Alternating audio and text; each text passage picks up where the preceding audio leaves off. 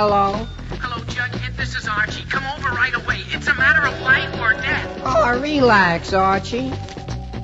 Attention, all true believers. Marvel Comics is on the air. A friend of the unfortunate, enemy of criminals. In reality, Dan Garrett, a rookie patrolman, loved by everyone but suspected by none of being the Blue Beetle. Boys and girls, your attention, please. Presenting a new exciting radio program featuring the thrilling adventures of an amazing and incredible personality. Faster than an airplane, more powerful than a locomotive, impervious to bullets. Up in the sky, look! It's a bird, it's a plane, it's Superman! 10, 9, 8, 7, 6, 5, 4, 3, 2, 1. Hey everybody, welcome to Sketch Up with Mog and Mel. Obviously, I'm not Mog or Mel, but I am Sarah White. I'm from Definite Article, and I tagged in here tonight because Mog and Mel are headed to Vancouver for Fan Expo.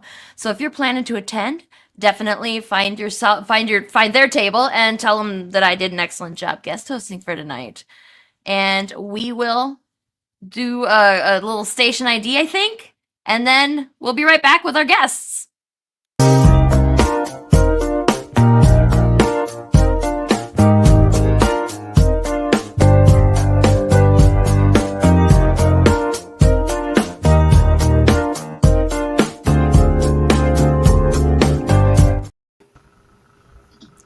Hello, welcome back, and obviously, again, Sarah White, and I'm here to sub for Mel and Mog since they're going to Fan Expo in Vancouver. So tonight we have Kurt Zauer and Chris Enott, who is making his very first appearance on the show. And then also, don't forget to hit that follow button so that you can hit the like and subscribe and all whatever button for whatever platform you're on. And let's talk about some guests here. Kurt, why don't you introduce yourself? Oh, and Fun Fun's here now too. Hi, Fun Fun. She is, yeah. I'm Kurt Zauer. I'm a comic book writer. I've been doing this since about 2016. I've launched 5 issues of my main title, Spectrus and Sabanian. It's a supernatural horror thriller. And I've done my first spin-off title, which Mog is the interior artist for, and that's called Ruxy Vampire, and that's going to launch on Kickstarter on March 6th. So, yeah. Awesome. And let's see. Fung, since you just dropped in, why don't you introduce yourself quick? I've been here several times. I have to introduce myself. Well, I guess just for me, because I don't think that we've actually formally met before. Yeah, this is our first time. Yeah. Hello, Sarah. I'm Fun, and my campaign is finished, but it's still a late page right now, so everyone can check my page. I can send in the private chat. My comic book, Butterfly Tears, is a collection. It's an anthology. Yeah, it's a full story, romantic Chinese ancient myths based on the Chinese ancient myths. I created the whole stories. Feel free to check out. Yeah, it's the campaign already in, but it's still open for late pledge. Yeah. Very cool. Very cool. And how about you, Chris? Introduce yourself for us. It's your first time, so you can have the floor for a minute here. Just making sure everyone can hear me okay, because I just converted it over to the webcam audio. Well, I can hear you. I think everybody good. Can hear you, right? My name's Chris Enott. I'm a cover artist for various publishers over the last 15 years. Let's see. I've done a lot of covers, over 120, 150 covers for like Zenoscope. I've worked with Coffin Comics. I've done some covers with Titan, Dynamite, Aspen, Top Cow. Sorry, I'm blanking out.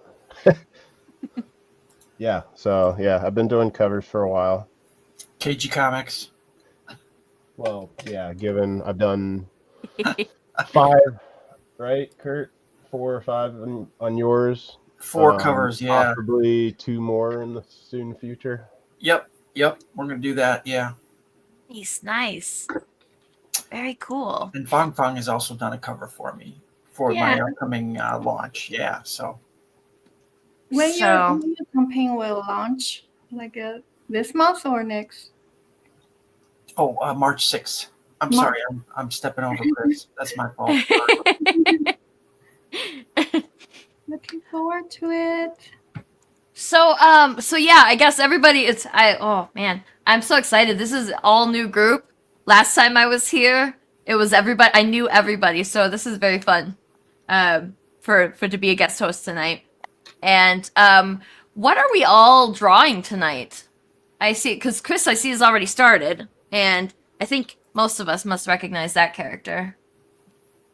Well, I mean, yeah, I'm doing 90s, my favorite era of the X-Men, so it's actually my first time drawing Jean Grey in the old outfit, so I kind of decided to quickly sketch this up, because if anyone who's ever met me at a con or just know me by trade, when I've done live streams, I get to talking too much and it distracts me from paying attention to actually drawing. So it's easier for me to already have something started than... Very fair. Yeah. So otherwise it would not have gotten this far.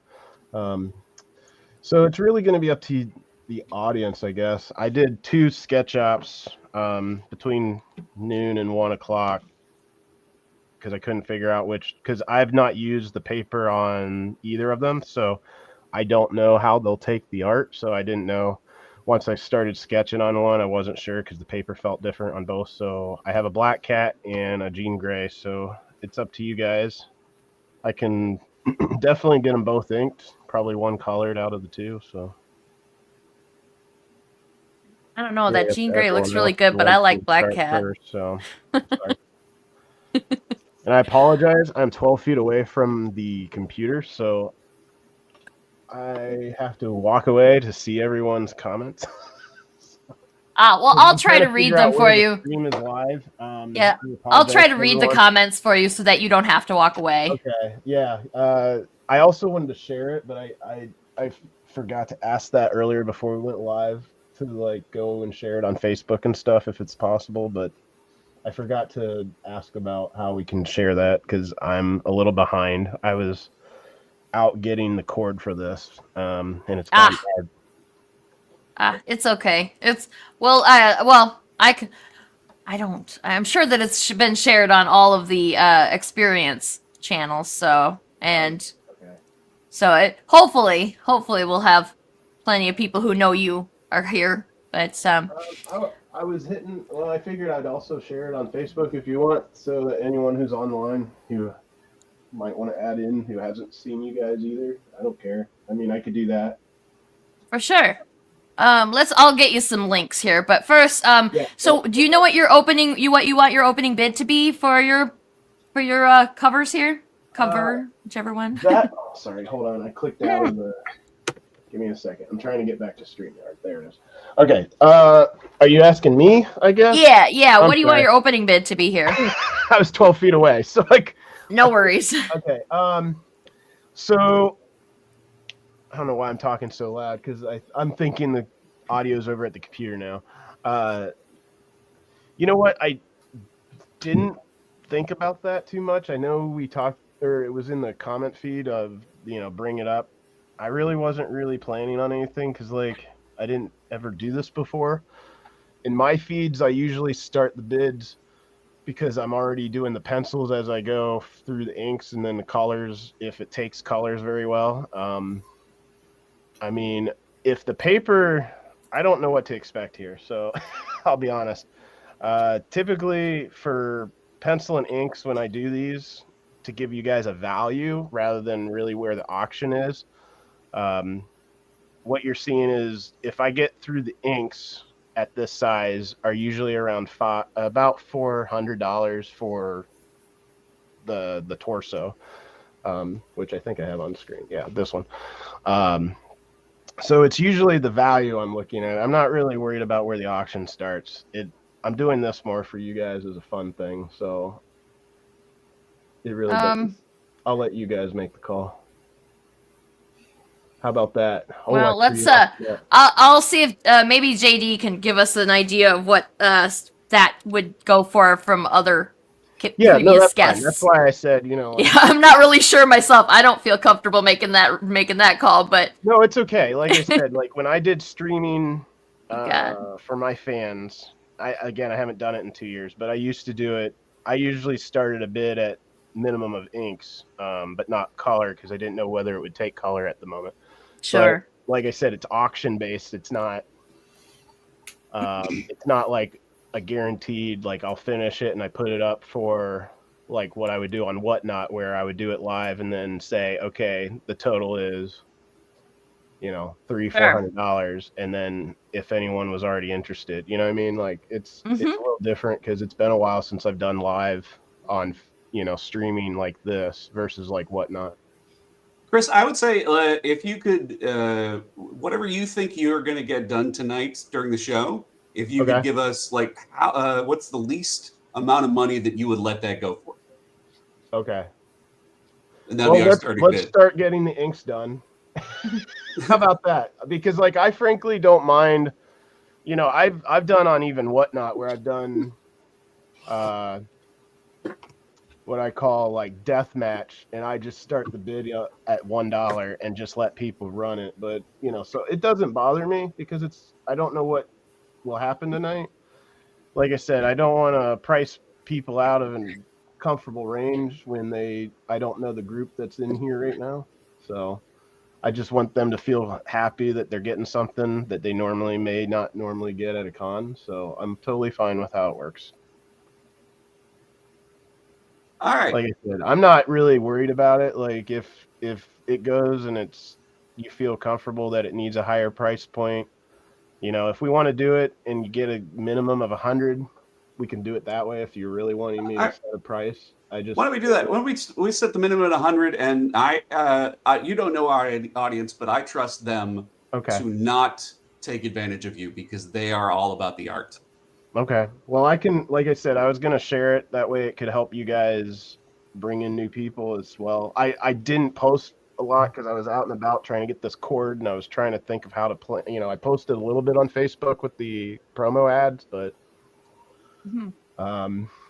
yeah, I mean, I don't know who will show up from my end, but if I get some of the collectors in here pretty quickly in the middle of the week, then it could go pretty well for you guys in general. So that sounds good. Yeah, let's do 100 then.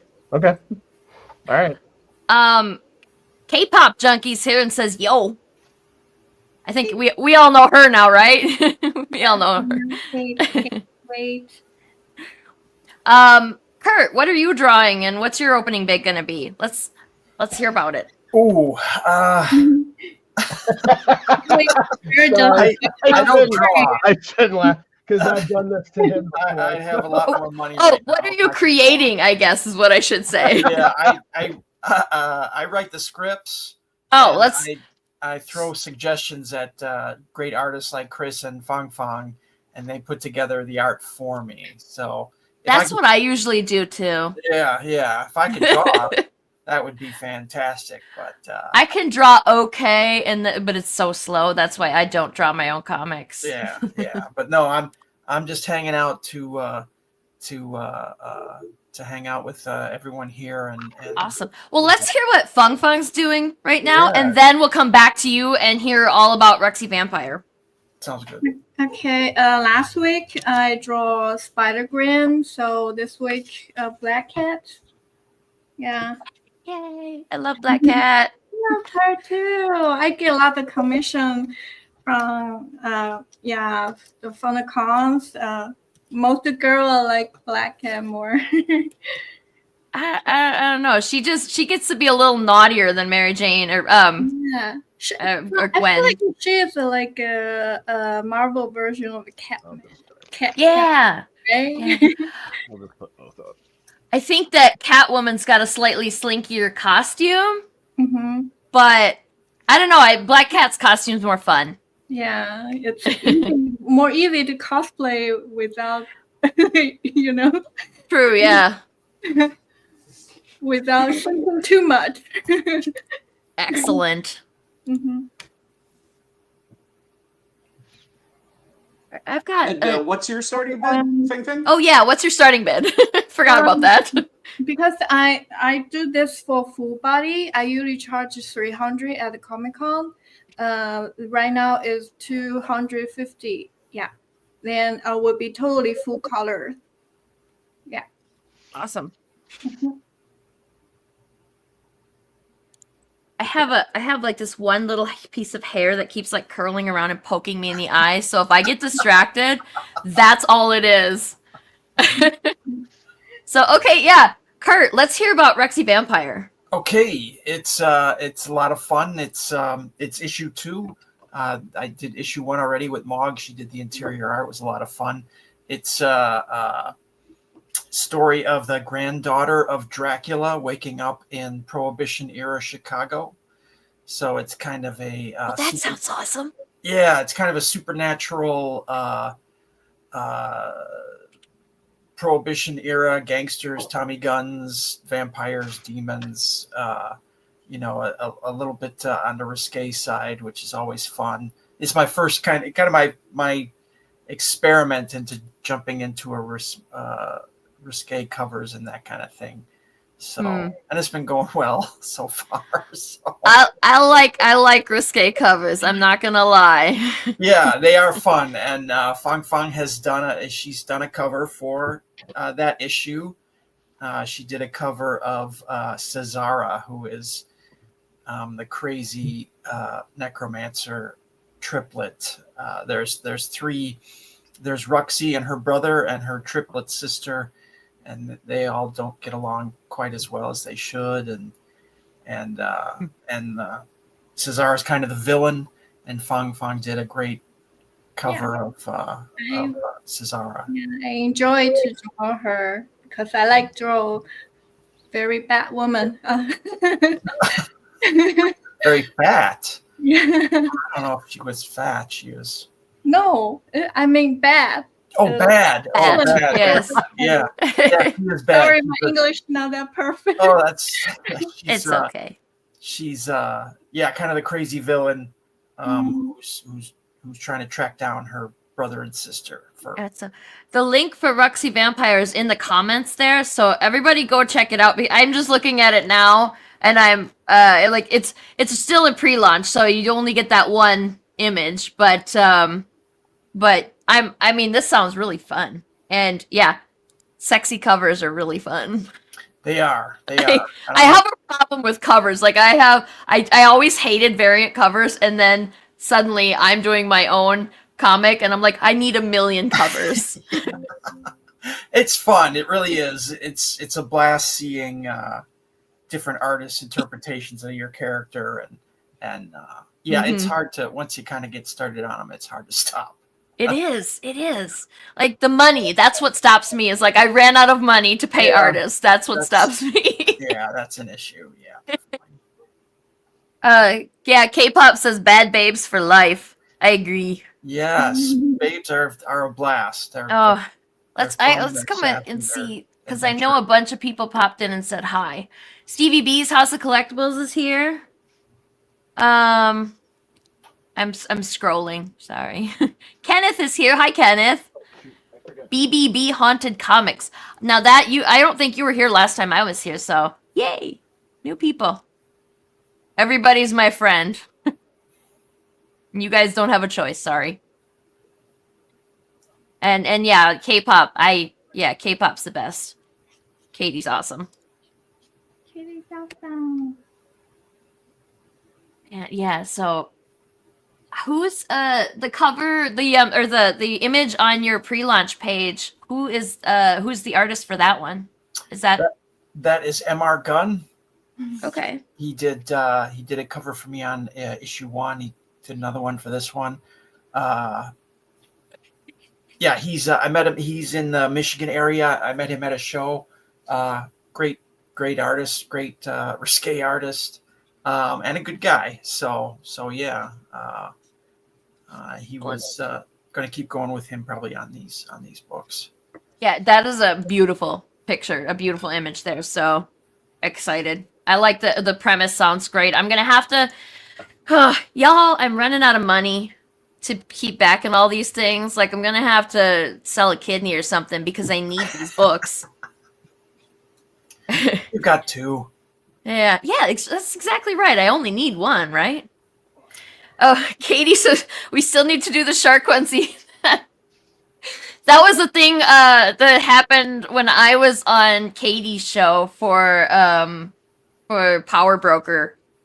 I don't remember the name of the bad guy. We'll have to grab Todd and figure out if that guy maybe he doesn't even have a name. I don't remember. I don't think he does. I don't think they call him anything in the comic. But yeah, now we've got to do a shark onesies, and I've got to get a shark onesie. Found a really nice whale onesie, like it was like an orca, but it's not a shark. The villain was in a shark onesie? No, the villain is a shark. Like he's got a shark head and a human body. Okay, all right. Yeah, I don't. We'd have to. A villain in a shark onesie. Yeah, he's like a superpowered bad guy who was beating up the protagonists, and yeah. So I guess we'll have to go back to Power Broker when we do that and let you all know so that we can. I'll grab that image because I never think about grabbing a copy of the book to put to show when I'm doing these things. I'm just cool like that, I guess. I also want to. We should talk a little bit about Butterfly Tears too, because I know you still have late pledges open. Yeah. And it's very pretty. I looked through the campaign and it's very pretty. Thank you. Should I talk about it or? Yeah. Just what is Butterfly Tears? It's a three romantic story, but tragedy things. It's more like a Shakespeare vibe. Very sad. I created when I was very young, at 20-something. I drawn to a lot of sad story. Even right now, I still like some very tragic story because for me, I feel like what is make classic is always have the vibe is very I don't know. I just feel like I like to doing that kind of format and make it like a story is like art form. And then if you see my page, you can tell the quality of my art. I like a lot of people like my black and white part. The first story is I added a new content for the new edition, so it's colored. I just finished last year, so this part is new. But the another three story is my earliest work. I printed the first edition a year before and it sold very well last year. So that's why I want to make a second edition, and yeah, I want more people to know about it. This book, I put a lot of work in there. You can see a lot of details, and even some people they like my black and white part is more because they think it's a classic manga style. Yeah, and. Yeah, you can see the quality there. And the whole book is a 120 pages story. And the first story is a famous Chinese folklore. It equals Chinese Romeo and Juliet. So the story revolving around two young lovers, Liang Shanbo and Zhu Yingtai. Zhu Yingtai is a young woman from a wealthy family, but in that period of time, they don't allow women to study in the school, so she disguised herself as a boy to attending school, where she meets Liang Shanbo, and he is a kind-hearted and talented scholar, and then the two become very close friends. And over time, Jun Tai and fall in love with Liang, even keep him remain aware of her true identity. He is a girl. So as their friendship deepens, Jun Tai feeling for Liang and grow stronger, eventually revealing her true identity to him. And but the story very sad because they come from different backgrounds. Liang is just a poor scholar, so her family doesn't allow him to be together. And later, Liang, heartbroken and devastated, fall ill and die of the grief. And Jun Tai, deep sorrow, visit his grave, but he killed herself at his grave. That's the story of the original story, but I added some like a fantasy part in the story and rewrite the story. Yeah, that's the first story. And the second one, you can change the picture to the picture to my page, so I can explain more maybe. Okay. Yeah. To pull up your campaign page again. Okay. Pull up my campaign page.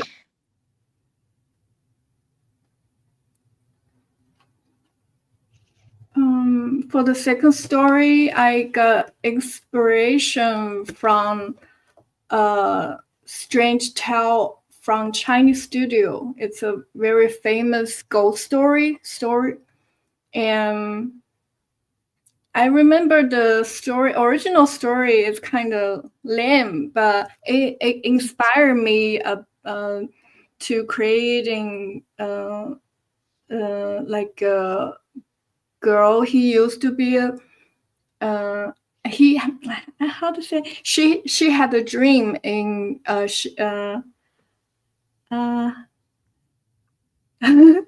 don't want to give away the story, but basically, the story is I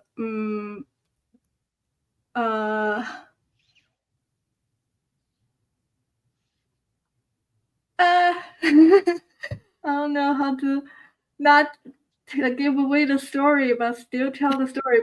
Basically, the story talk about she had a dream. In her dream, a fairy called her Mr. Hua. So she feel like, oh, this dream is so strange. I'm a woman, right? Why you call me Mister? And later, her. So she how to call it? She walking in the brothel.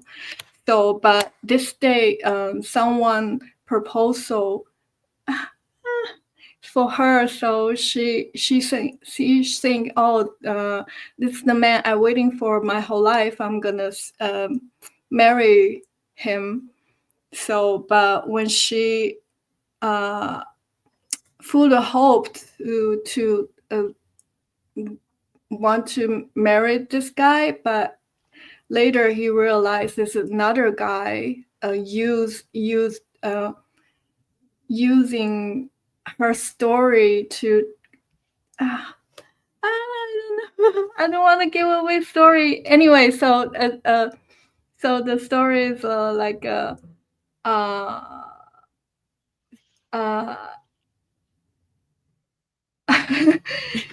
well, we can go look at your campaign page and read what you've written to see more about it, right? Yeah, so that way you don't have to give away the story. Yes, I'm too afraid to spoil all the story. But anyway, the second story is more talk about betrayal and agenda. It's like whatever. No matter what you gender this life, maybe next life, when you suffer this life, but maybe next life it will change and experience it totally differently. Yeah, that's the second story. And third story, it's but my whole book named by this one is Butterfly Tears. So it's a butterfly fall in love with a scholar, but they speak different language. They can be together, and the butterfly, the life is very short. So she died very in very short time. She died immediately, but she want to continue the love with the scholar. So when she passed away to the next life, there is a bridge. It's a called Naihe Bridge. It's where when you are reincarnation, before your reincarnation, you have to drink the soup, forget about everything.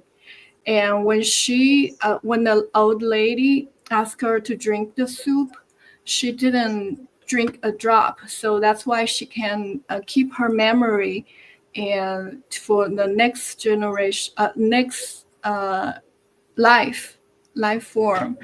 And her next life is a little bit boys' love, because when they reincarnation together, they become the same gender, but their society doesn't allow them together. And then, yeah, I don't want to give away another. So yeah, I was just is it R6 Tofu Assassin is a great name. First of all, but yeah, the your take on the myths and folk tales from China. Yes, all the story. So this whole book, one is talk, not just talk about love, also talk about gender. It doesn't matter, and also talk about no matter what how hard you suffer, you can always have the hope for next life, or continue. Yeah. Then the cool. last one, the last the fourth story, the last one is my favorite, because this story is not just talking about love, and also talk about freedom. So yeah. yeah. Excellent. Yeah, so the whole story, the vibe is kind of same tone. It's very sad, tragedy, but somehow made me think that's one. That's why I want write a story. I want to inspire people to think from the meaning behind it. Yeah, then yeah. Yeah, definitely. And so your take on these myths and folk tales, also accompanied by your beautiful art. It's very cool. Thank you. Yes, I actually didn't know that you had a campaign active until Mel told me, and then I was like, I gotta go back it right away. So I got in there. I think I got in there right at the end. But very excited about that. So, and now you were stopped for a minute, but let's do a quick checkup on how the art's going, and then we'll see what we got for bids too. Yes, Black Cat. Black Cat, full body. I will put more detail maybe after the show. Yeah. Definitely. And then Chris, and Chris, I think that you've got a bid now. Let me find it. Yeah, Stevie B made a bid on yours, so looking good. Yeah.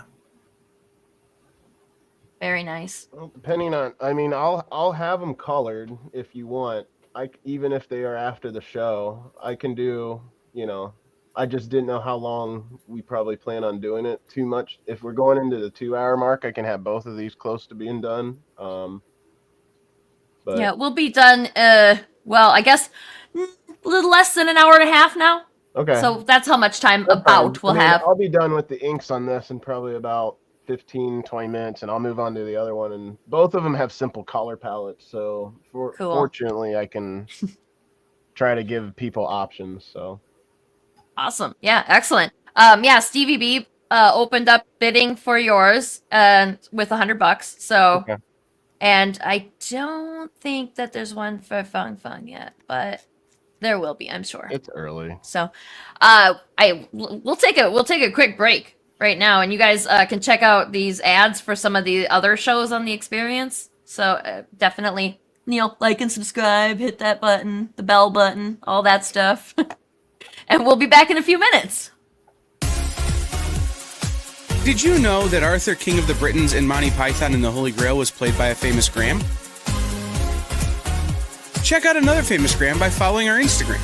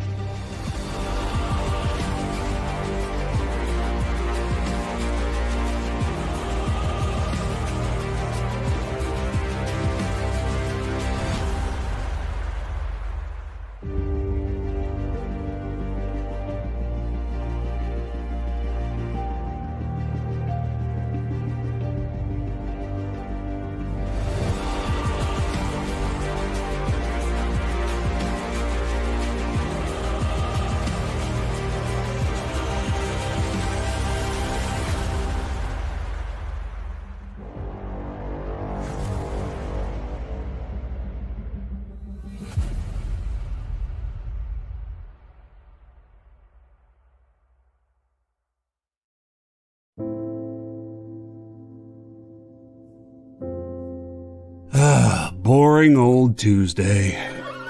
Kick it! Hey, let's get to it. Henri Copen scours collections and comic shops to bring you the biggest deals on beautiful comics. I'm very eager to sell these books. Plus, he smashes those other boring sale shows. Henri's got fire, excitement, personality, key books, Momo books. Pixie! Momo books for you. A cute dog. Weird accents. 69, bro! A wheel of skid bark? They do wheel spins at the end of every show. You'll laugh, you'll cry, you'll score huge bargains. That is Haktua magic right there, all right? Kicking it with Henri. Tuesday nights, part of the Experience.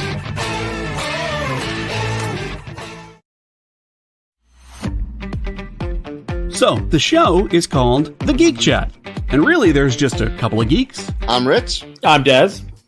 And we are your hosts for this weekly guide into comic bookery and all the geeky stuff that goes with it. And that pretty much says it all. They talk about the latest movies and shows. Okay, I'll be completely honest with you. Overall, D+ movie. So the end. Did you know who that is? That's She-Ra, yeah. Yes. The new #1 comics of the week. We rep Samuel Jackson and we rep Mace Windu. I passed on this. I was like... No regrets. No regrets. I really wanted to like this book. I really did. Like, I really did. And just chat with each other. And with you. Oh, Daniel says, I dosed off with the first one. I have zero interest in the Joker Harley ship, not Harley herself. Enjoy, not for me. Yeah, this movie's gonna be rough for me to sit through, I'll be honest. The Geek Chat, Thursdays at 8 p.m. Eastern. Just a couple of honest geeks. Let's be honest. Come on. And that is why people watch us, because we're honest. Giving their honest opinions. And the thing you always have to remember about the internet is everyone has an opinion, and they all suck. Part of the Experience.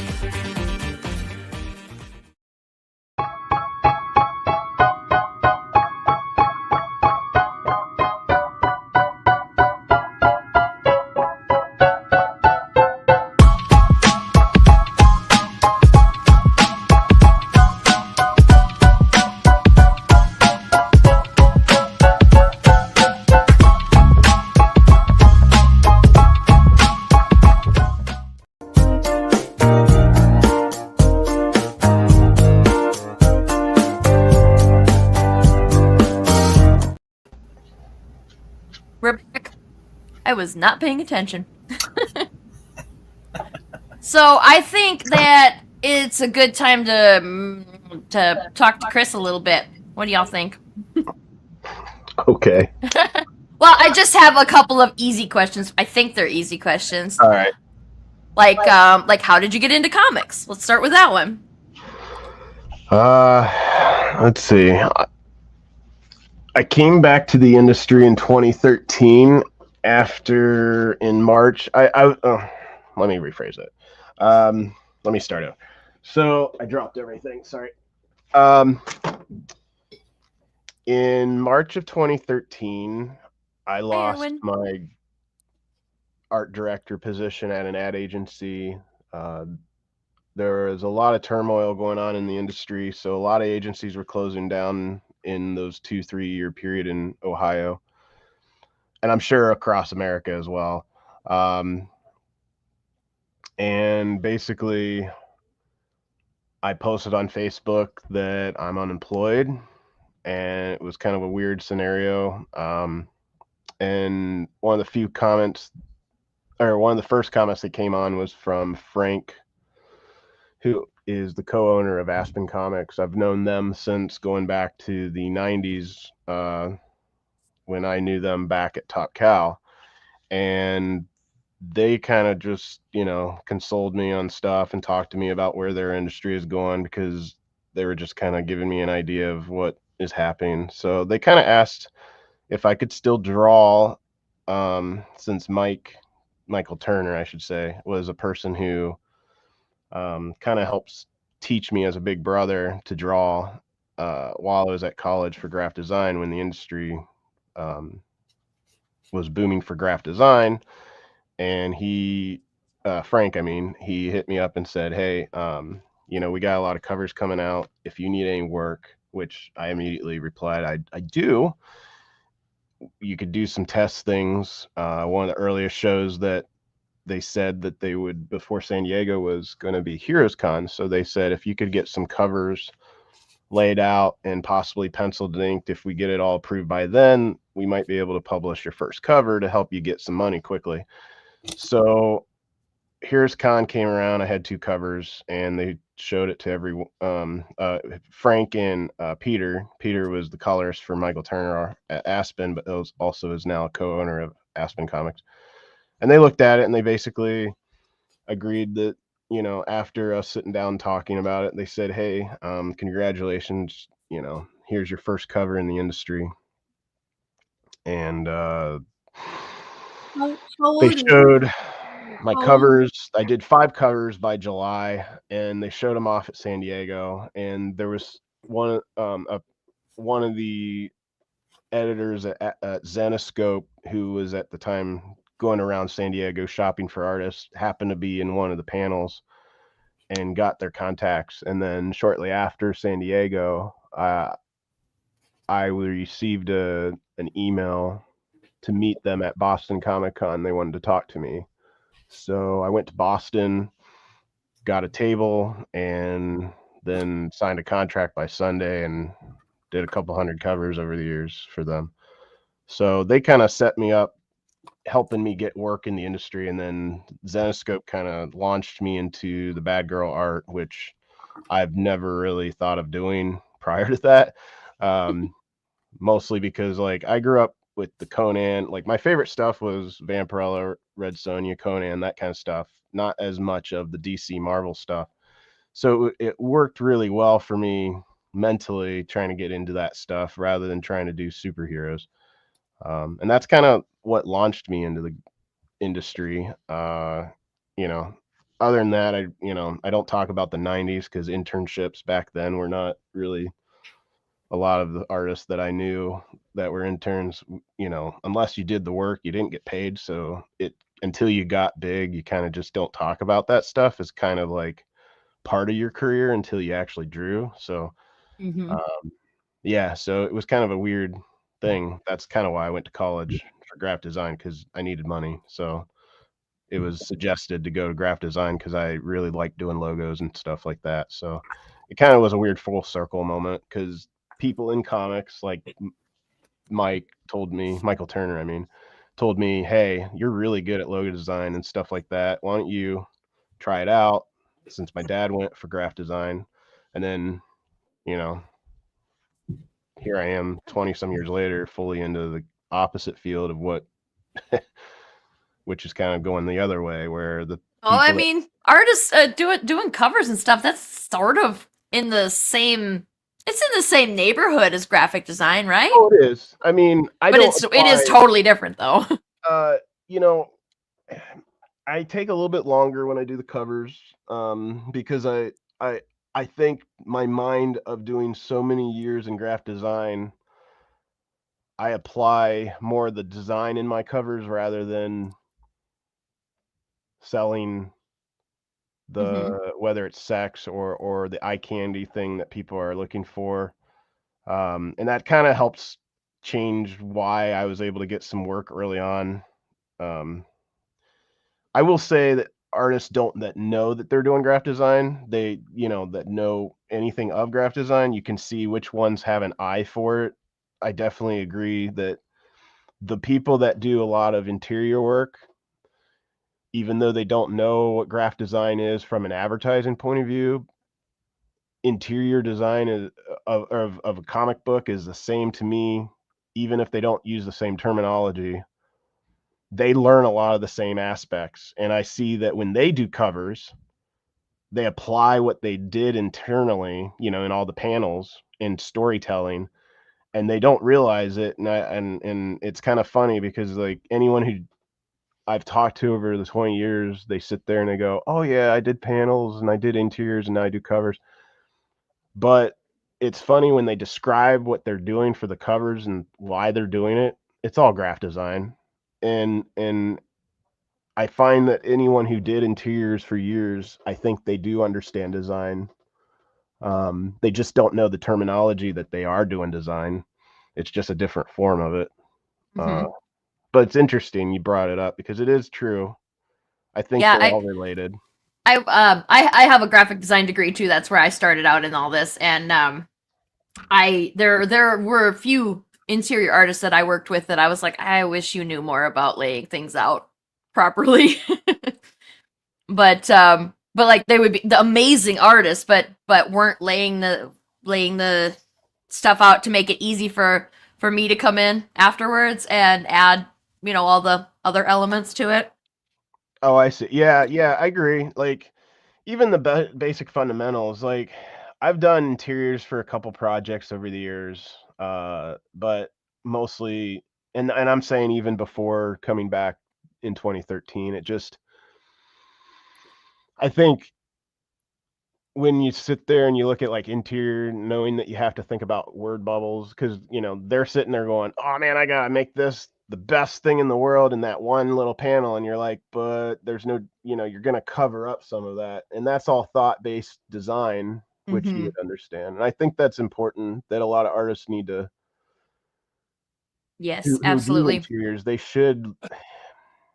I mean, there are books out there, simple design books that are not like all words that they should apply because some of the schools like Kerber, they teach them how to do that. But a lot of the kids that don't come into it from any education, I think it's like raw talent versus skill talent, and the raw talent that, if they just learn a little bit of the skill part of it, then they would just be unbelievable people in the industry that could be talented. And it's not hard. It's just getting someone to go and actually tell them, because I've had a lot of conversation at shows. I could see this raw talent or kids who I know that are unbelievably great now, but they some of them, I guess. Yeah, they just had a little direction that they would be kicking our butts a little, like a real nudge. short time. It's not criticism, although people should be critiquing people no matter how old you are. Oh gosh, if you're going to be in the art industry, you have to get used to being told off about your art and your work. I mean, whatever aspect of the comics you're doing. If you're the writer, if you're the artist, if you're doing, letters or layouts or whatever, like you got to get used to being told that what you did was bad. So like you're going to get a lot of no's before you get that all important yes. Yeah, and it's funny because the experiences when I've done panels and things they ask about, I like doing the panels about in the industry more than they just sit there and they talk about you drawing covers or whatever, like, because I can jump in better and talk about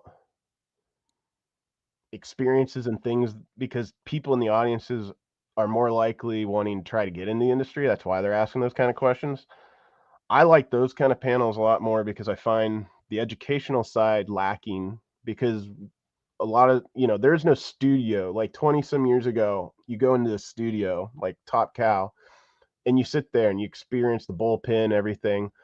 And that's what ad agency life is like. And so it was an easy transition to go into that world and see how it worked. But a lot of kids now, everyone works from home. No one knows what that studio life, and they lack the fundamentals because it's easy to have a boss sit there and go, sorry, that's not how you do that. And you look at them and you're trying to figure it out. They can easily kind of teach you on one-on-one. And if you're at home, there's no one sitting there except yourself motivating anyone.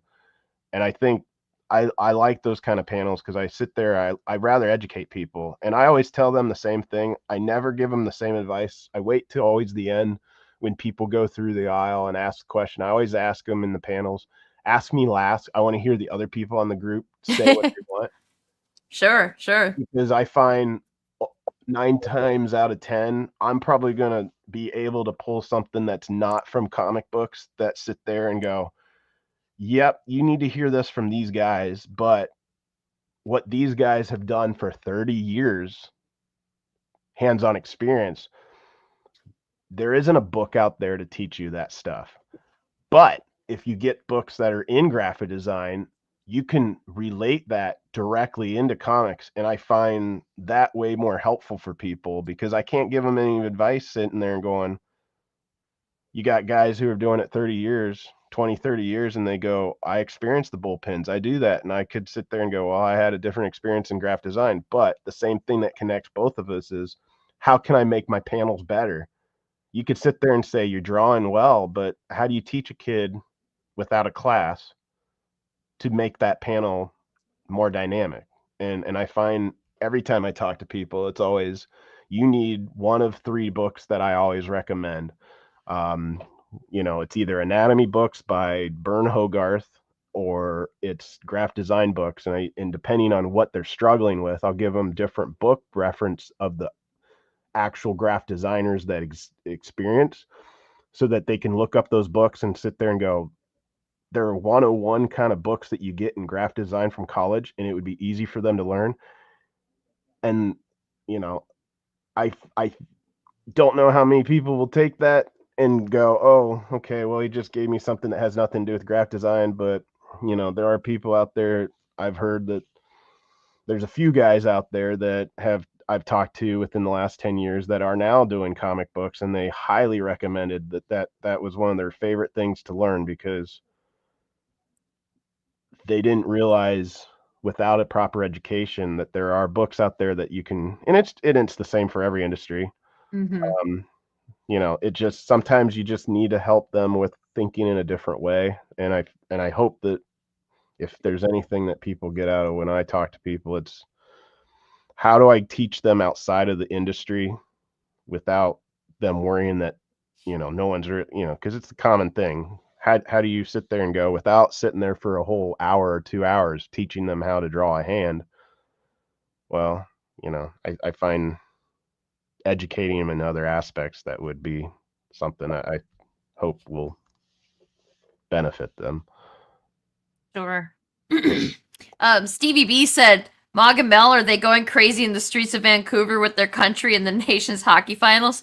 And close, and I forgot to say that when we came back from the break, was that they are going to Fan Expo in Vancouver, but I'm sure they'll probably want to party with some of those the hockey fans too, right? I don't know anything about hockey, but I know that they beat each other up sometimes. Biggest sport in Canada. Yeah. Kenneth went goodbye. I hope you have a good night. I know Katie already went to bed, so they were in the comments here earlier, but they're going to bed now. But it was nice of you to join us. But yeah, the Fan Expo in Vancouver, and obviously I've never actually. Okay, that's not true. I have been to Canada technically. Like I literally drove over the border. We drove over the border when I had just turned 18, and then we drove right back. And um, and that was quite a while ago, and I don't remember ever having any border stuff happen. Like I don't think we had to stop or anything. But surely we must have, right? I don't Depends know. on when you did it. Eh. I haven't been to Canada in almost 2 years now. Oh no, this was much longer than 2 years ago. Yeah, I can say within. I'm sure this year it's going to be quite different, but yes. I would go across over at Fargo and over there at Niagara Falls, and those experiences are usually. I'm always at the. They pull you over for me, but it wasn't like a bad experience, is what I'm trying to say. Like, yeah, no, well, especially if you're getting. I mean, like I've never met a Canadian who wasn't super polite, so they're all that like way, going right? into Canada, I had a harder time than going into the United States, and it's because of crossing over to Canada, not coming back. But it wasn't because you're doing anything wrong. They're just, they're doing their simple checks, and yep. If you have a whole car full of luggage, they're always like, "You're one person. What the hell are you doing?" It's simple. But if you're, like honest, and I mean, it's super easy. Like, This was 20 years ago. That was a long time ago, and I don't remember getting stopped. But honestly, I don't remember a lot about that evening because we didn't get into any legal trouble, but we were being stupid kids, So we probably got pulled over, and I just don't remember. Like we had to get stopped. Surely they stopped us and just asked us what we were doing, if nothing else. But yeah, like it's a totally that's a totally different experience than we would have to go through now, I'm sure. But yeah, like going to a con in Canada, that's on my bucket list, I think. There's actually a lot of cons on my bucket list. Yeah, I wonder how that would work. I know this year it changed in the last month a lot, but on average it's been, when you do the math ratio, just remember 70%. Even though sometimes it goes to 80 and people say, "Oh, it's close," but the conversion ratio, you'll always get back less if you convert it. So like if you need money to go to Canada, I would highly recommend, like as a customer, convert your money at the border on the United States side before you get into Canada, and convert it back on the Canadian side before you hit the United States, because you get a better rate of exchange like at the border on that side, the last exit right before you cross over, than you will in the States converting it from the other. Or back, vice versa. But I always tell people, regardless, because it's up and down all the time, just think about losing 30% of your money, and that is what you're going to do in Canada. Like, everything that you think is more expensive can be up to 30% more.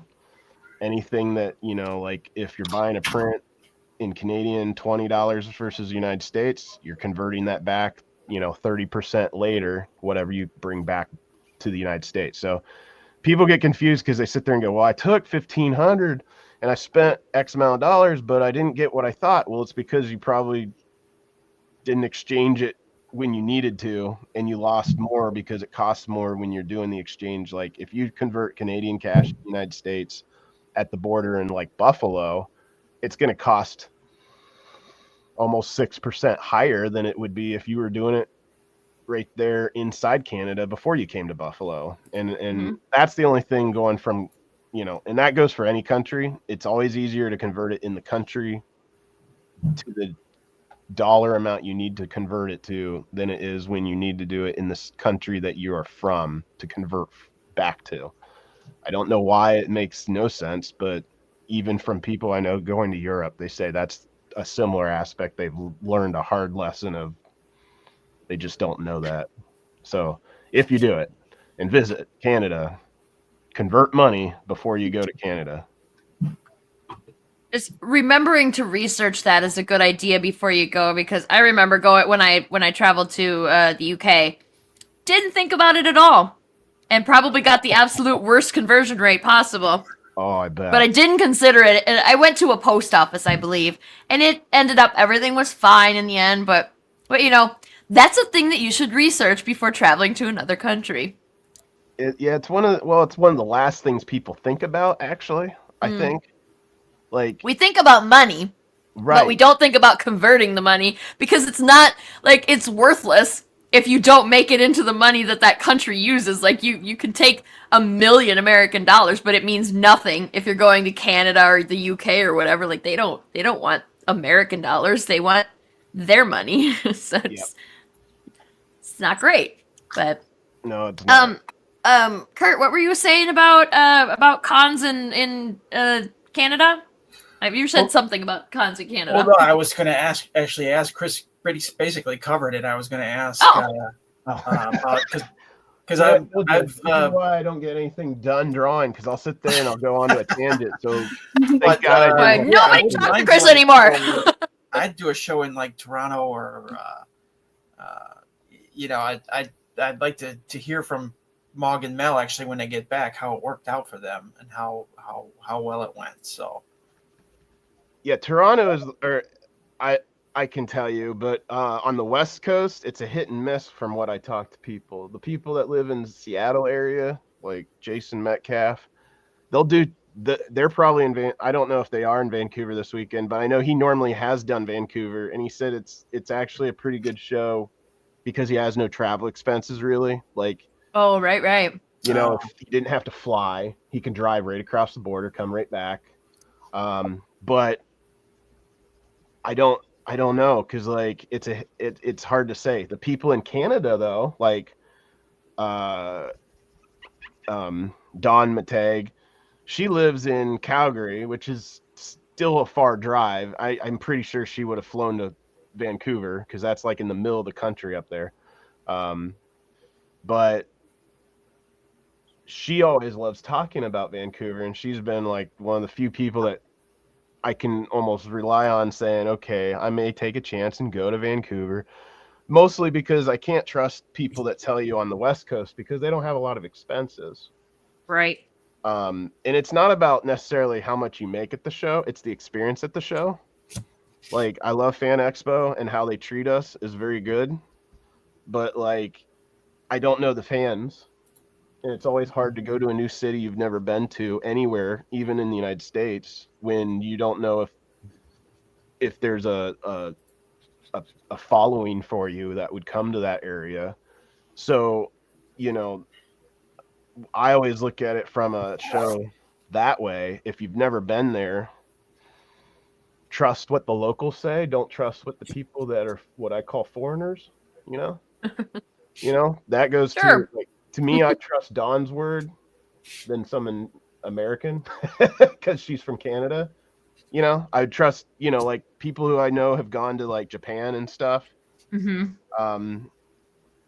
You know, I'll listen to the people's experience in the United States on how it was or whatever. But if I happen to know someone that is from Japan that I've met at cons, I would message them and say, what is your experience on your opinion about shows like that? Because I find the experience can get a little bit more pleasant, and if you have a better understanding of where you're going, because like, it's just going anywhere. If you don't know where you're at, and especially if you fly, you don't have a lot of ways of transportation. So you're kind of stuck if you're not sure what the area is like. Or you get a hotel that happens to be in a very, very, very bad neighborhood. You don't have a car. So I've done that before. Yeah. Done that lots of times. So yeah. Always trust the locals. Get to know them. Even if you go to a show for the first time, try to get to know all the people that walk up to your table. Ask them what their thoughts are. Even if they don't live there directly, but if they know better, I always ask everyone, if I've never been to it, any show I've been to, I always ask them, what food do you recommend, what places to walk around, what the area is like, so that I can kind of gauge, if I'm at a hotel that's 20 minutes out, did I pick the right like I never book anymore. I stopped prior to the pandemic. I slowed down on booking in advance. Now if I'm driving to a show, which is pretty much almost all year round, I don't book hotels anymore. I just get there, and if it's a show I already know the area that's safe, so I'll just book an area because it's within 20 minutes. But if I don't know the area, I just ask the people that's in front of my table. I think it's probably more safe to ask them to get an idea of what's best area to go. So I don't know. That's a travel. All right. So I'm gonna move on to the inks on the other one.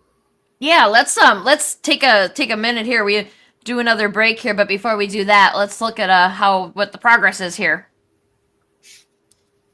That is beautiful. Oh. Yeah, looking good. Oh.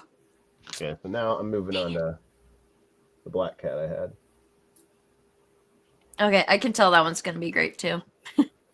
I mean, obviously it's gonna be great. Sensual.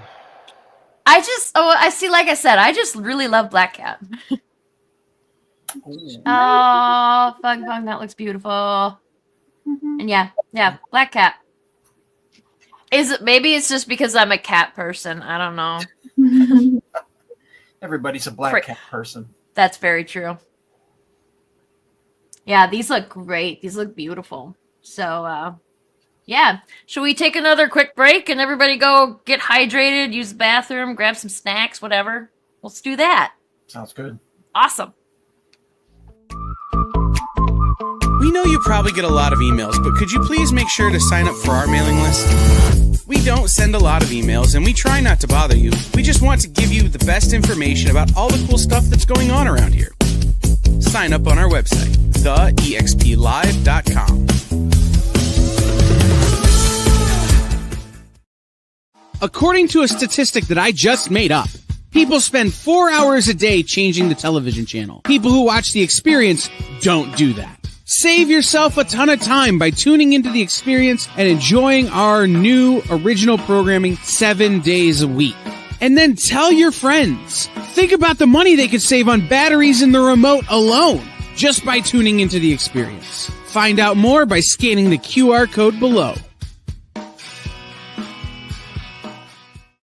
Symphonic verses, Nocturne's romance.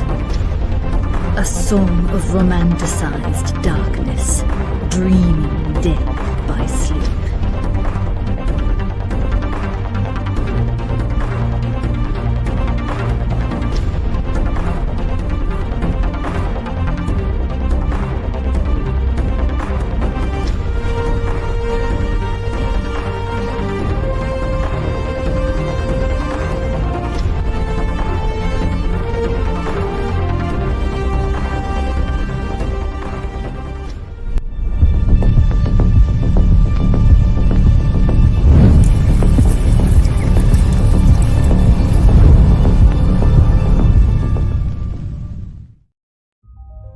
Sure, comic books are beautiful, but underneath, there's something more authentic and exciting.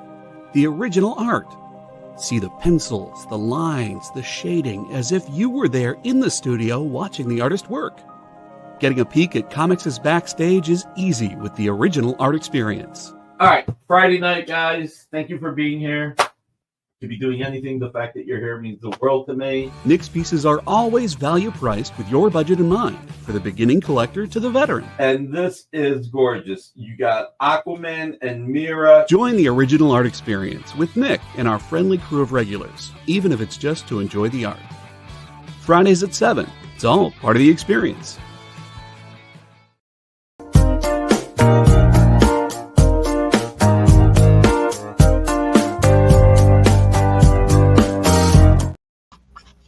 And we're back. And I'm remembering this time, I'm Sarah White. I'm here subbing in for Mog and Mel because they are headed to Fan Expo in Vancouver. And if you see them there, if you're going, tell them I did a great job and that they should hire me full time. I don't know. I don't want this job full time. It's an awesome show, but I just mentioned while we were still backstage that it happens very late in my time. I think Chris too, right? Like you're in Eastern time. I'm in Central time, so like it starts, it ends. Oh, yeah, I'm in Ohio, so it's East time. So, but I'm used to like my kids go to bed at like 8:39, so I'm usually starting my. This is like your work time, yeah. I used to be, I don't know what happened. I guess I'm just getting old, but I was awake until like 2 or 3 o'clock in the morning doing stuff, and now I'm like, no, it's like 11 o'clock rolls around, I'm like, it's about bedtime. But once in a while, that's no problem. I love coming onto the show, onto Mog and Mel show, and sometimes I watch it too when I am actually awake and functional. So, my buddy Fish Lee is on here a lot, actually. He's kind of almost a regular too, isn't he? Erwin says we're all great. Thank you, Erwin. You're great too. So, I was thinking about how I have a show of my own, a live stream of my own that's on Monday nights, and we do like, I'll pick a movie or a TV show or a musical album or a comic, something in the pop culture, current or even past, because we've done some older stuff too. And actually, this week we're doing The Walking Dead. This coming Monday, we're doing The Walking Dead, which has been done for a few years now. And it made me think that I was curious to ask you guys all about what your current favorite pop culture, your current favorite TV show or movie or something is. So, what are we watching right now? How about you, Fung Fung? I'm watching the first episode, White Lotus. White Lotus? Yeah. I've heard that one's very good, but I have not watched it yet. You have to watch the whole show. It's season 3 right now, I think. Season 3? 3, oh, yeah. Excellent. Yeah, it's very good. Yeah, I'll have to put that on my list because I've heard a lot of people say it's very good. We got to be no spoilies. Like, my show is all spoilies, but on this show, we didn't warn anybody, so no spoilies on this show. How about you, Kurt? What have you been watching? I've been watching Arcane. It's been out for a while now, but Arcane. Yeah, amazing. Not season 2 yet. Oh, it's gorgeous. I love the first one. You could watch it on mute and still just love it because it is so pretty. It is so pretty. It's a gorgeous animation. Yeah, and the first season I haven't gotten all the way through. I think I'm like 4. I've just been so busy lately. But yeah, the first 4 or 5 episodes, it starts a little slow, but it starts to really get crazy and pick up as the season progresses. But yeah, just gorgeous, amazing animation and a great story too. Really, great characters and a great story. Yeah, I actually did do a show on Arcane a couple weeks ago. Yeah, and yeah, the first season in particular, it was beautiful. No notes. I thought that one was perfect. Had a few problems with season 2, but overall, great show. And just, again, you don't even need to know the story or anything. You could just watch it because it's so pretty. Yeah. Art form, so great. We were talking about how, like, we were all of us that were on the show talking about it. We're talking about how the mouth, all the expressions of the mouths were so realistic, despite it being a very painterly art. And the teeth, I was always zeroed in on the teeth. Like, they were so, like, they were so real, but also not real. I don't know how to explain it. It was very interesting, but very pretty show. Did you say you watched that one, Fung Fung? Which one? Arcane? I watched the season 1, but I haven't started season 2 yet. Okay. The season 2 finished, or they were creating more? Season 2, I believe, is the end of this one, but I do think that they're doing a spin-off as well. So I think there's another show is going to be made that is in that same universe. But this particular story arc is over. It's like a nice ending or a bad ending? What do you think? Without spoiling it too much, I wouldn't say it's good or bad. It's a very interesting ending. Yeah, I can't. Like, well, you learn in right away at the beginning, the very first episode, you learn that this is not a show that has happy endings or sad endings. Everything is gray in there. There's all gray area, and nobody's really a good person. Nobody's really a bad person. They all have it's gray. So it's I guess in that vein, it's kind of a gray ending. Like, it's not a good ending. It's not a happy or sad. It's an ending, but it's very interesting. And yeah, definitely watch it. Definitely, if you enjoyed season 1, absolutely watch season 2. And just not just the art form. I feel like the story turned to some politic way. I love the writing. Yes. And also design. Right, it's so great. Yes. I wish I could write stories like that. I'm trying really hard to be a writer, but I watch a show like that and I'm going, oh man, I'm never gonna be this good. Yeah, it's tough. I mean, just to be a writer, right? Yeah, and to create characters that good and emotional storylines and yeah, no, it's tough. It's not easy. It is. And I mean, it's not fair to compare myself, or you as just one person writing when you know that they've got a small team. Yeah. At least, so it's not fair. Two people can write a better story. Two creative people can write a better story than one. I believe they build the worldwide first, then pick the character. This based on the game, right? This whole story. Then probably hire another team to rewrite this whole story. They have the worldwide first, then build the character a little bit. Yeah. It's funny. I played that game a long time ago for several hours, League of Legends, and never in a million years would I have thought that a story like this would have come out of a game like that. Like, it's a fun game, but just didn't expect it. And now that I'm so glad that it happened because it's such a good show. Yeah. Oh, Jesus. Yank out my own ears. Are you watching anything right now, Chris? My wife and I just finished Dexter New Blood. Oh, yeah. Never Never watched Dexter. I probably should. Apparently big fans before we met on that show because I was such a long time ago. Oh, nice. Man, I was blanking out other than that's just literally what we finished this season or this show yesterday, but I was trying to think of the other ones and I'm blanking. I don't know why, because like I just rewatched season 2 of Star Trek, the Strange New Worlds, because I'm prepping for the new season to come out soon, and it's probably not coming out for another 4 months. But I don't know. Like she gets on this high horse and gets me to watch stuff to her, and I half the time don't remember the titles. Like, we're watching Blackish on TV show, and I don't, and we have a rule that we have to watch at least 3 episodes before we get into it, and it's confusing me because they have so many spin-offs already of that show, and she's having me watch them simultaneously, and I'm like, that girl's older than what she is in the other show, and I'm confusing myself. So yeah, that sounds like a lot. There's 3 total shows for Blackish. There's Nixus. Wow. And then it's a prequel, and then there's this other one, and I'm like, and it takes place with the daughter who's in college, and I'm like, we're just now into college, and she's already like a senior. I'm confused.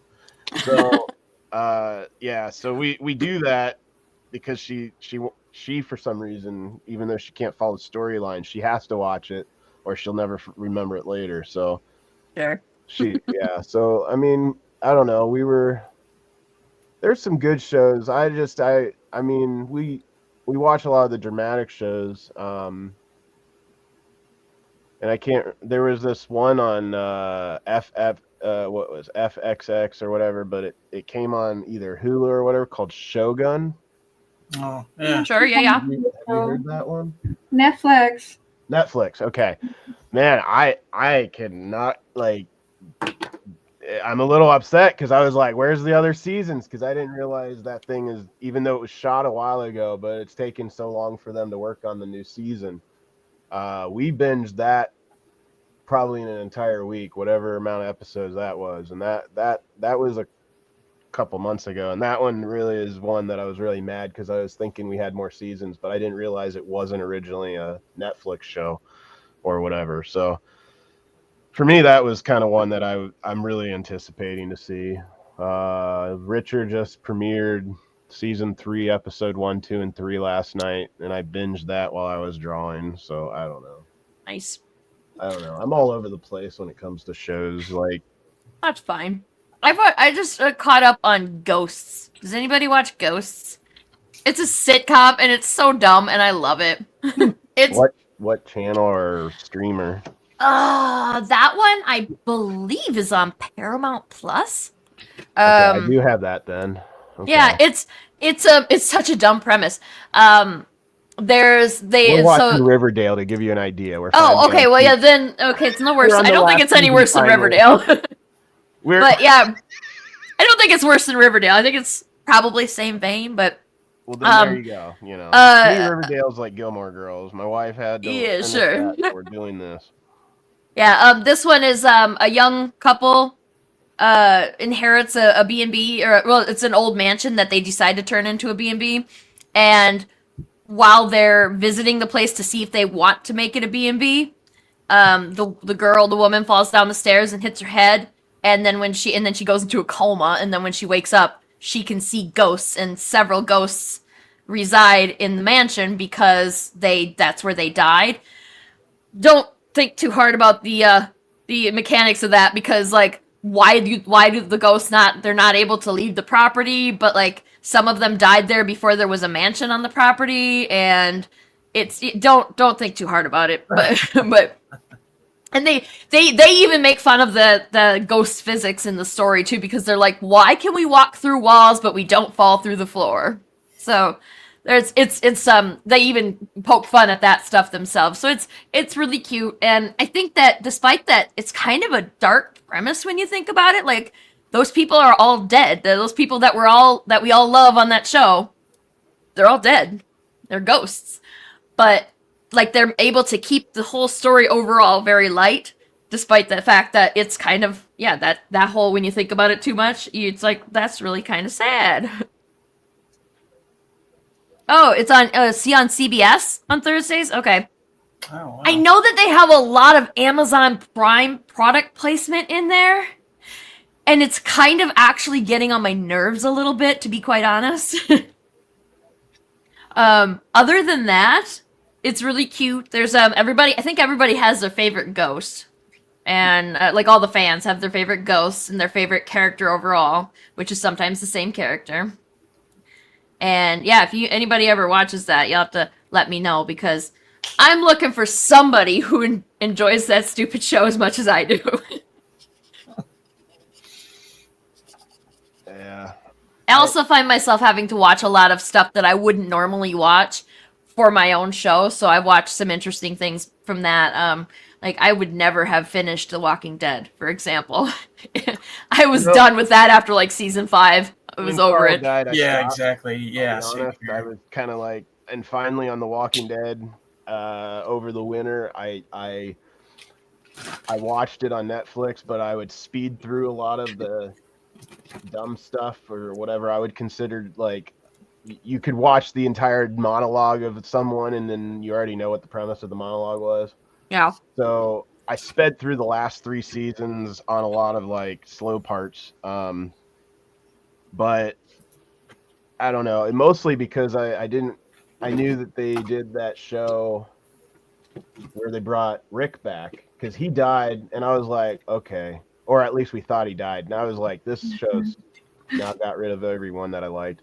Is that just me, or do they do that to us on like every show all the time now? In every movie, like, unless you see a mutilated corpse, you cannot trust that person, that character, is not truly dead. Game of Thrones problem. Everyone started I mean, it really wasn't an issue prior to the Game of Thrones of, hey, episode 1, you like this actor, he's going to get killed in episode 1. You know, like they kind of set that up, and other shows said, oh, we don't have to keep the main characters always alive on shows. And I think that kind of gave a lot of shows freedom to say, well, if he lasts a season, he lasts a season, you know, and I you know, and I'm okay with that. I would have probably been 10 years ago really upset with that idea if Game of Thrones didn't come around. Because that kind of threw everyone into a get ready this week, who's going to die? And I think that kind of allowed a lot of shows to open up that. And personally, I think that actually benefits all of us because no one's guaranteed anymore. Sure. I mean, I blame Supernatural for the not being able to trust if somebody's not even on Supernatural. We're always gonna live. They die and they come back. Every single character on there dies and comes back in some way or another. Yeah, at least once. Both of them in a new season. That's what I'm like. So now. I mean, yeah, the thing with Rick, he was presumed dead, and then he comes back, and there's a bunch of like the Marvel movies where we're sitting here going, yeah, sure, we saw Black Widow's body at the bottom of that pit, but is she really dead? Like, maybe she's not really dead, you know, or maybe another multiverse Black Widow's gonna show up there's been multiple characters that have come back from another universe, but Gamora is the only one that I can think of right off the top of my head.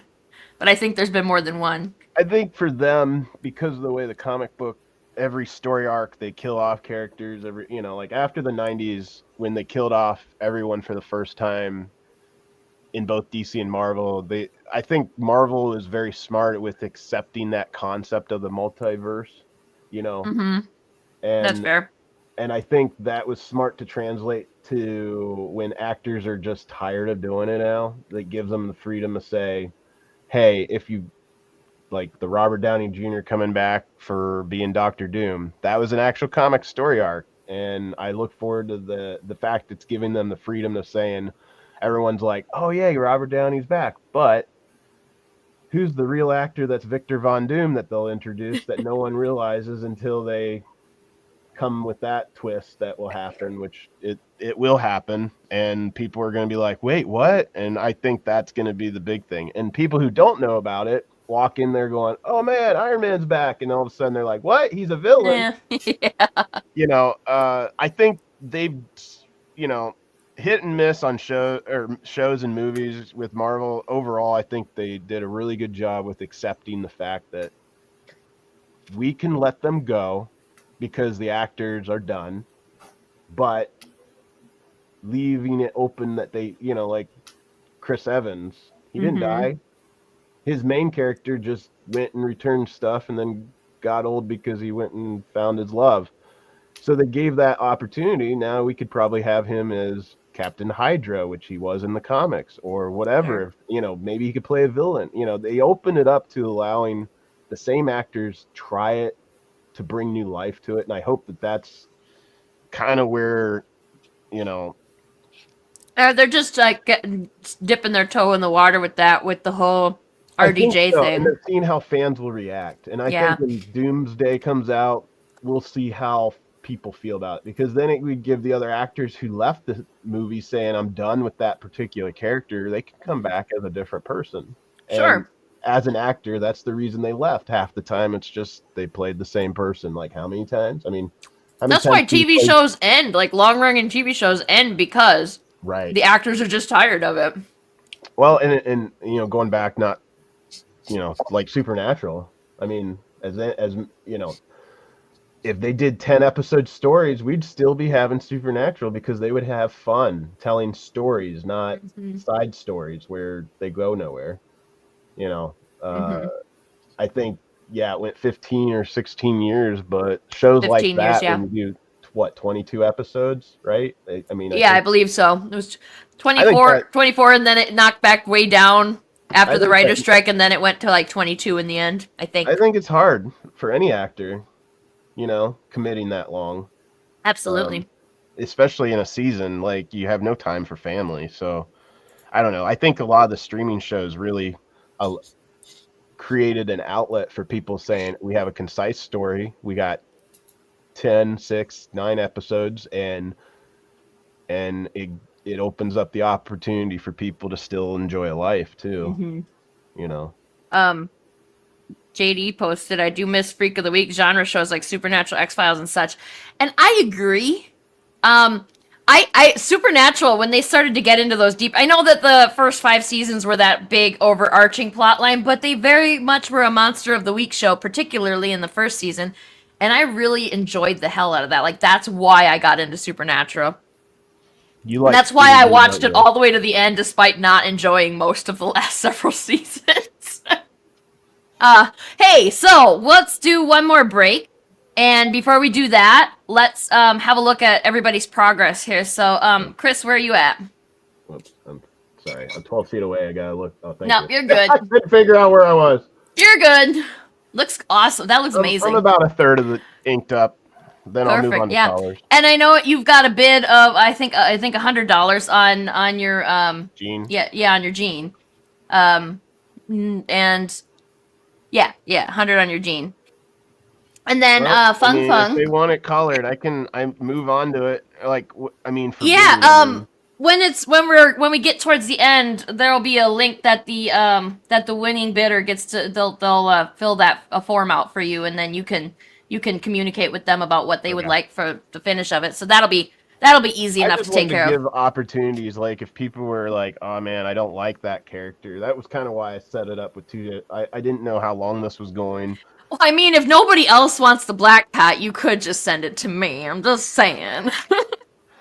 So, but right now, Gene is the one that you got a bid on. So, and Gene looks amazing. That is why I kind of figured when I posted that first, it's kind of neutral on.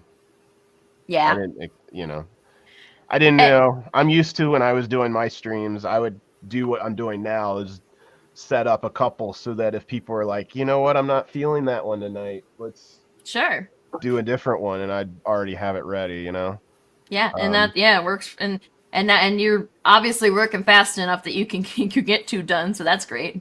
I was kind of concerned, I'll be honest, because I've been doing covers, which take me longer, but I really haven't been doing speed drawings for quite a few months, so fair enough. It's kind of concerning. No, you're doing a great job time wise. So, how about you, Fung Fung? Coloring right now. Look at her. She looks so good. Somebody bid on that. Yeah, that's cool. Looks beautiful. She looks beautiful. Closer to the 12 feet. Can you hold it up still? Hold it. Sorry. I can't see it. Oh, can you hold it back up, Fung Fung? There. Yeah. Far away. Oh, yeah, it looks good. Yeah, it's beautiful. I'm 12 feet from the screen, so I can't see anything. It's okay. And no bids on yours yet, but somebody better. Or we'll call your mothers. Okay, let's take another one more break before the show's up. Twitch, it's not just what happens when you have too many energy drinks anymore. Check out our content over there too.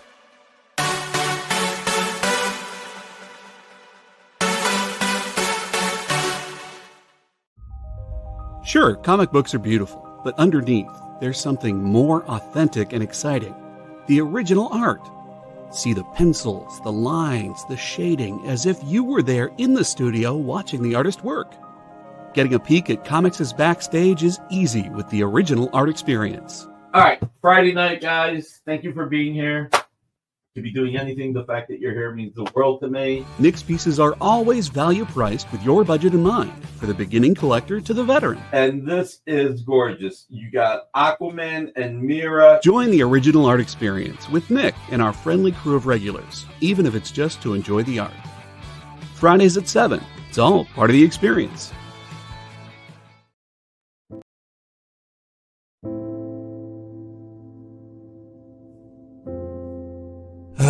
Boring old Tuesday. Kick it! Anyway, let's get to it. Henri Copen scours collections and comic shops to bring you the biggest deals on beautiful comics. I'm very eager to sell these books. Plus, he smashes those other boring sales shows. Henri's got fire, excitement, personality, key books, Momo books. 60 Momo books for you. A cute dog. Weird accents. 69, bro! A wheel of skid bark? We do wheel spins at the end of every show. You'll laugh, you'll cry, you'll score huge bargains. That is Hawk 2 of magic right there, all right? Kicking it with Henri. Tuesday nights, part of the experience.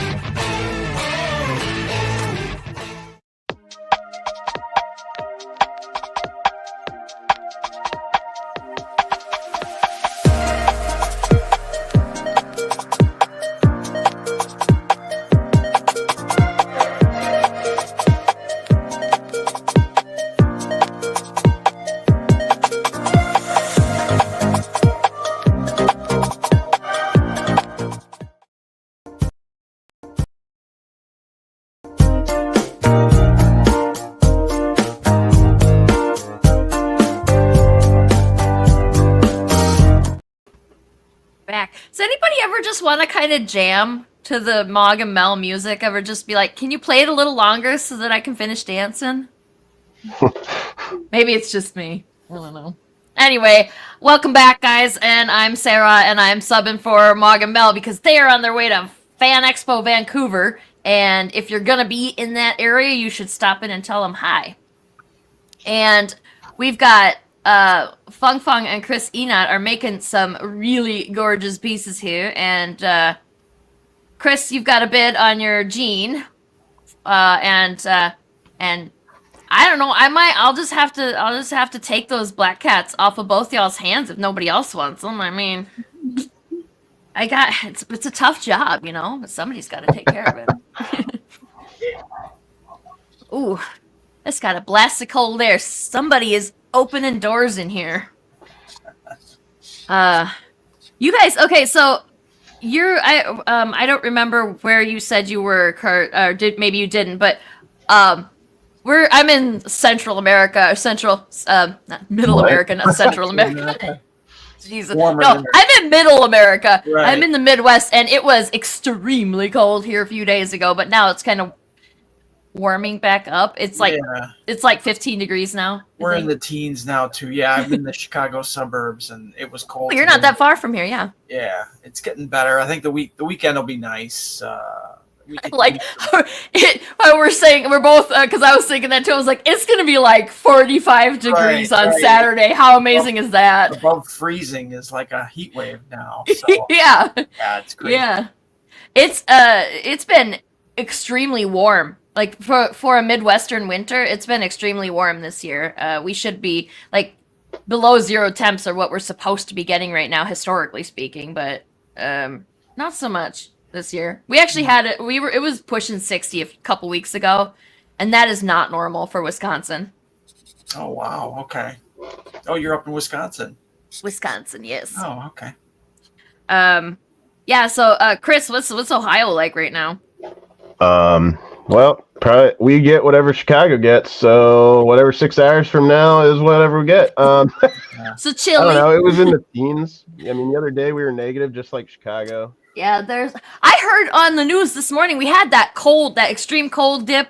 Well, which it wasn't that extreme. It was like 15 below, which is cold, but it's not the coldest it's ever been here or anything like that. And I learned just this morning that was the result of a polar vortex, and I had no idea. That made some headlines in like 2019, I think, that we had a polar vortex. But apparently now it's getting to be old news because it happens a lot. Yeah, we're used to it. But yeah, I have some friends on the East Coast, and they are bracing for the extreme cold that we just had. It's all pushing east, so yikes for them.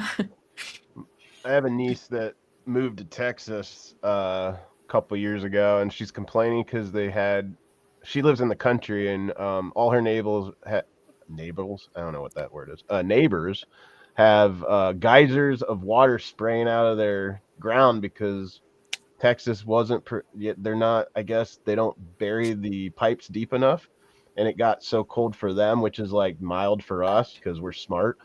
Apparently, like she sent my sister a whole bunch of pictures of geysers in her fields of water spraying out 12, 15 feet. And I'm sitting there like, oh, cool. I want to see those pictures. But yeah, Texas apparently is not prepared at all for any kind of weather. They don't even have basements down there, and they get tornadoes, so that doesn't make sense to me. Why do you live in a tornado-prone state and not have a basement? That's just crazy. They said it's flood related because my niece doesn't have one. It confuses me, but they say because they're so close to the water line, like with all of Texas, though, right? Yeah, because it floods so easy there because they don't have a lot of hills. Like Bridgeport Chronicle said Canada wins. Is it just because of the Fan Expo, or is it because of no tornadoes? Or is he talking about hockey? Oh, that hockey too. Yeah, it could be that. I don't follow hockey. When is this championship game taking place? Or did it already? Yeah, I have no idea either. I don't know. I need to go to Bill McKay's Facebook page to know what's going on because he's always a hockey guy. So I don't know. It's always, every time I see on Facebook, the only way I get hockey information is I see my mutual friend Bill McKay. He works with Zombie Tramp and stuff. He's always posting hockey. He's not from Canada, but he loves hockey. So I don't know. I get my information there. Well, it looks like there's going to be some games happening on Saturday. That's what Google says, anyway. I don't know. No hockey game final in overtime. That doesn't mean anything to me. I know what overtime is. I believe I remember somebody talking about the Canada beat USA, but I don't remember when that was. Probably every year. Yeah. To be fair, yeah. Just always happens. I mean, wasn't it like a huge deal one year that one of won? Not country. One of the state, whatever their hockey league, the United States won against Canada, and it was it wasn't the Mighty Ducks. I know that. No, that's the only hockey you probably know. Yeah, to be okay. So, Wisconsin, I know of the Green Bay Gamblers and the Dubuque, Iowa Fighting Saints. I know of those, and they aren't NHL. They are something with 4 letters. And I know this because I have a friend that actually lives in Green Bay and invites us up to see the Gamblers teddy bear toss. It's a charity game. But yeah, when the Gamblers scored their first goal, everybody throws teddy bears out onto the ice. It's actually really cool to watch. Like I said, I don't know anything about hockey except that there's sometimes they get into fights, and I don't quite understand the rules around that either because they're all fun. They rip off their gloves and then they try and yank each other's jerseys over their heads. Like, are there rules to hockey fighting? I'm not sure. I think I don't know how it works either. The ref just kind of stands there, watches them fight for a while, and then eventually they break it up and get back to the game. I don't really know how it works. So, sometimes they don't break it up too. I'm so confused about that. And I know that I think that it has something to do in these games with the minor league that I'm watching. That if the people who are fighting are under the age of 18, they break up the fight really fast. But sometimes they just, if the two players are over 18, they'll just let them sock each other in the side until they wear each other out or somebody falls down. So it doesn't, the rules don't make sense. Anyway, Stevie B says Canada beat USA in Short Nations tournament that ended tonight. Now they probably won't want to become the 51st state. Hey, no politics. But to be fair, I don't think that Canada ever wanted to be the 51st state. They've got a whole thing going with their snow and their mooses, and we can't compete with that. Fun fact: Canada fought a war with us and won the battle by riding polar bears. If you didn't know that, that would be our War of 1812. How do you ride a polar bear, though? How do you ride a horse? Well, horses are. I don't know. We have saddles for horses. Who figured out how to build a saddle for a polar bear and you ride them into battle? build a saddle for a polar bear? I wouldn't mess with a guy riding a polar bear. That's what I'm saying. Like, that's fair. That's Viking stuff. That's yeah. Okay, so there's a whole I don't know what they call themselves. A whole group of people though that they care for a reindeer, and I know those people ride the reindeer, and that's what I was expecting you to say, because it makes sense to me that somebody would ride a reindeer into a battle, because they actually I'm thinking. So I grew up on a farm, and I rode horses quite a lot when I was a child. I don't now, because if I do, my spine would just shatter like a wine glass, so I can't. but now, back when I was a kid, I was made of rubber bands and I could do that stuff. So, I'm thinking about the shape that a horse's torso is, and like, what is a bear even shaped like? Because they're like 80% fluff, right? And like, how would you make a saddle for a bear? Somebody send me some diagrams, because I need to know this. Structures of a bear, because you clearly they're built just like any other four-legged animal.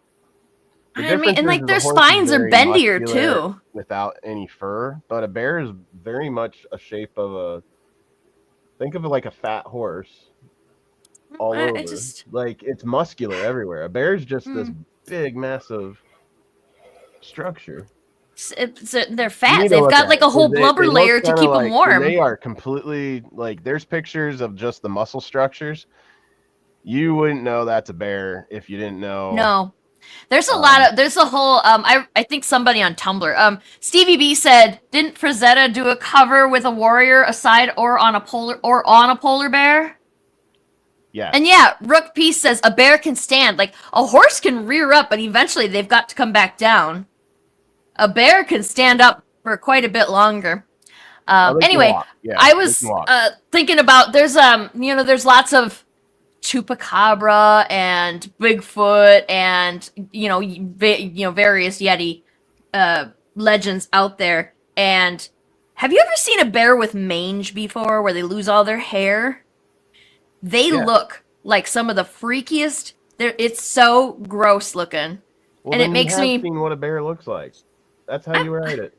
We got bears around here. I've seen black bears, but that's why I'm like, black bears are small though. Black bears are small, much smaller than like a polar bear or a grizzly bear. Because I'm also thinking about grizzly bears. But in our area, those are huge.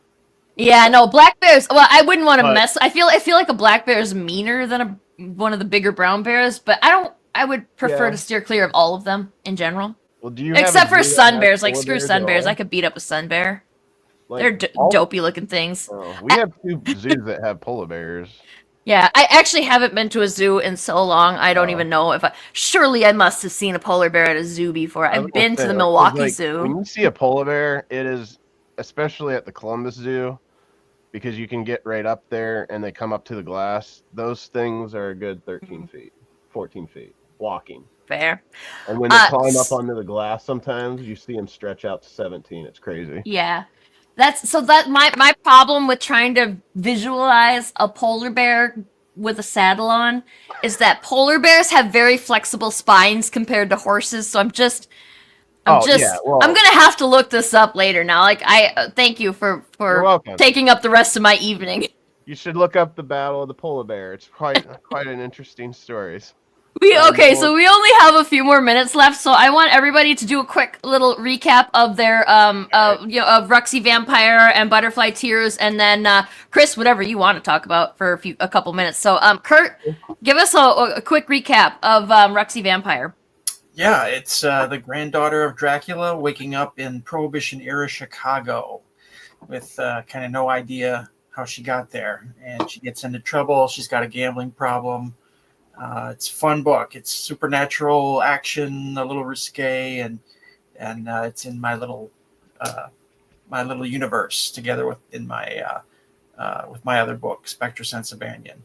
And that's going to launch on March 2nd. And thank you again for putting the link in the comments there. And yes. I will actually be at MightyCon Milwaukee tomorrow. Or I'm sorry, Saturday. I'll be at that. It'll be my first show of the year. So see you in Milwaukee on Saturday. Excellent. I could almost make it to Milwaukee, but I have to do something else on Saturday. So, okay, Fung. One last plug of Butterfly Tears for us. Okay.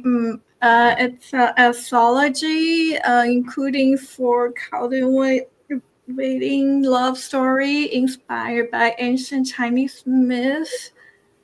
So, yeah, it's my hardworking work. So everyone support me or want more commission, you can back this campaign. Is still late pledge right now, and commission is open for this campaign. Yeah. Excellent. Yeah. It's very beautiful. The link is in the comment. The link for Fung's Kickstarter is also in the comments, so go check it out. It is very beautiful. And yes, so is Black Cat.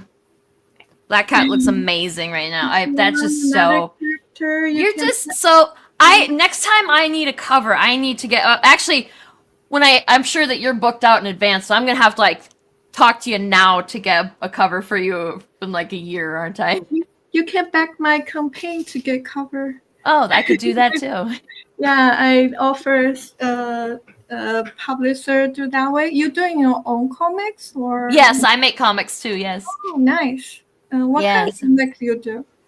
I have some space comics, and I have one that's a superpowered comic, and I'm also working on an anthology, which is about the sea. Yeah, so glad to be hired by you. Yes, I would love to have a cover from you. I would love to have some art from you. Absolutely. Nice. Yeah.